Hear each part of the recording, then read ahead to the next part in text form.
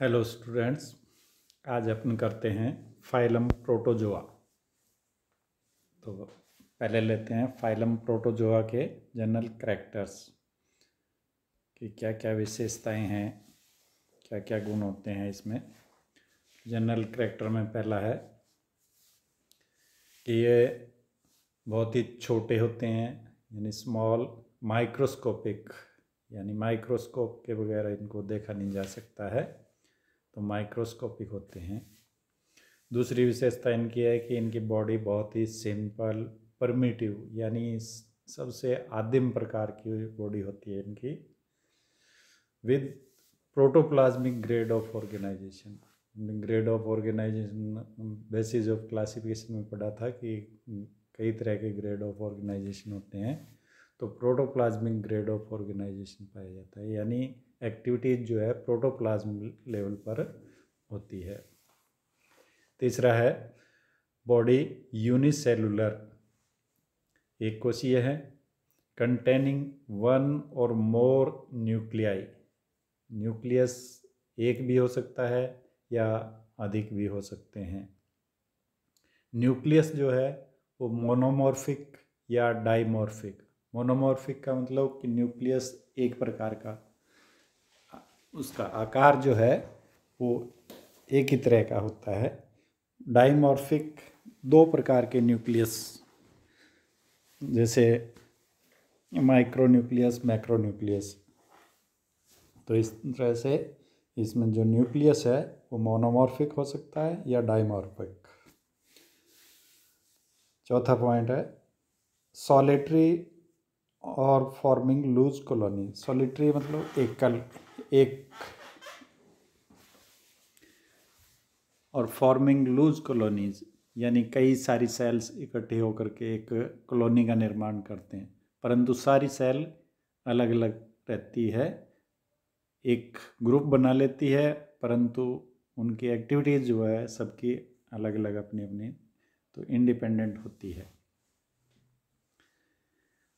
Body symmetry या तो asymmetrical होंगे या ये बाइलेटरल हो सकते हैं, रेडियल हो सकती है या स्फेरिकल है, तो इनमें सभी तरह की सिमेट्री पाई जा सकती है। छठा है बॉडी नेक्ड और बाउंडेड बाय पेलिकल, या तो एकदम नेक्ड होगी या उसके चारों ओर एक पेलिकल पाई जाती है। कुछ एक केसेस में एक सेल भी या एक्सोस्केलेटन पाया जाता है।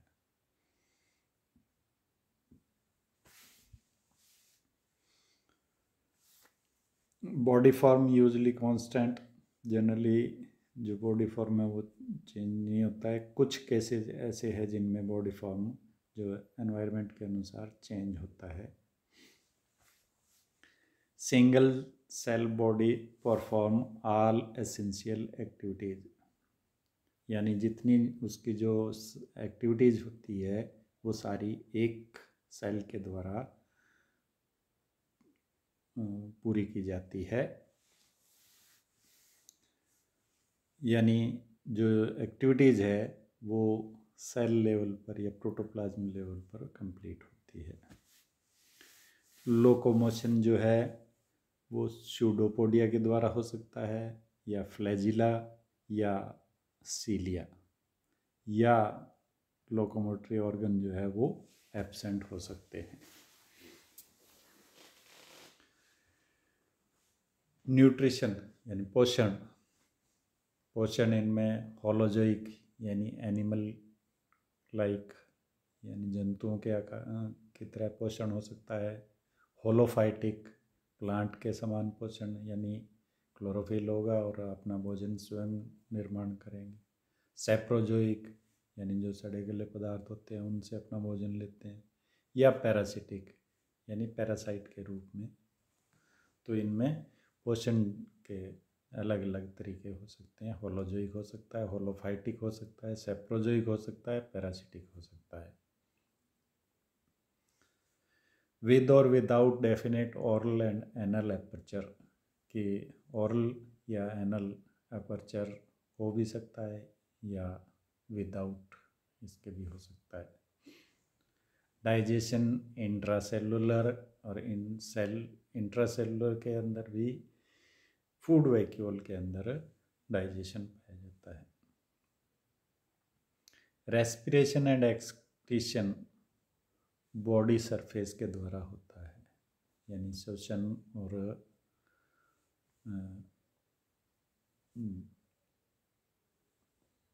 और एक्सक्रीशन की जो क्रिया है वो जनरल बॉडी फॉर्म के द्वारा, बॉडी सरफेस के द्वारा, या कुछ केसेस में कंट्रैक्टाइल वैक्यूल के द्वारा होता है।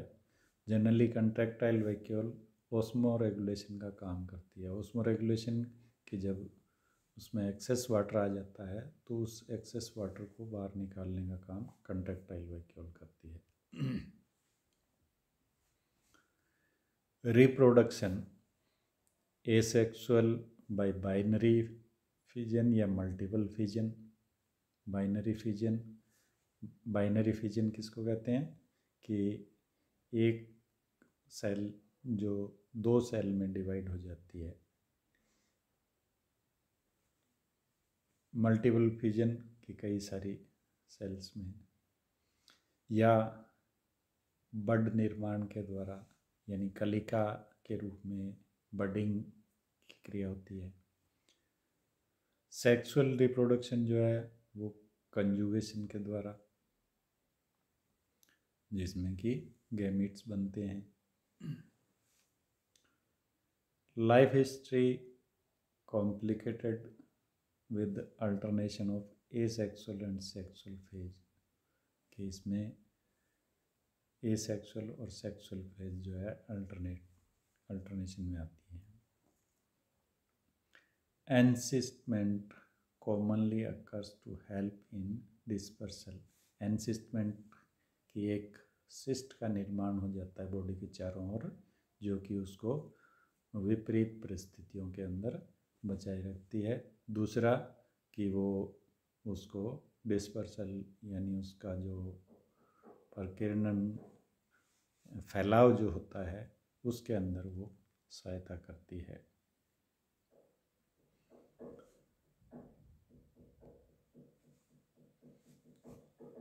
Free living protozoa mostly aquatic, कि जो फ्री लिविंग प्रोटोजोआ होते हैं वो एक्वेटिक होते हैं, यानी पानी में पाए जाते हैं।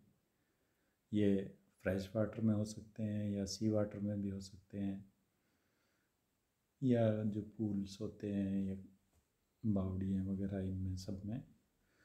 Parasitic and commensal protozoa live over और inside the bodies of animal. Parasitic की जो पैरासाइट के रूप में बॉडी के अंदर पाए जाते हैं। कमेंसल्स के कुछ दूसरे जीवों के साथ अपना एक सहजीवन व्यतीत करते हैं, तो उनके साथ या किसी प्लांट के साथ ये अपना जीवन व्यतीत करते हैं।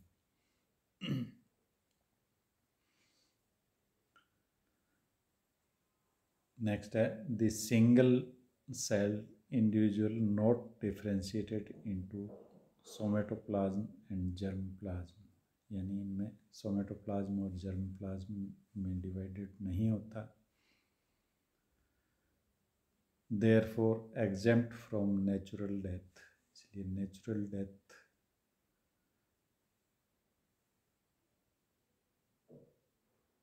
से एग्जेम्प्ट होते हैं, which is the price paid for the body.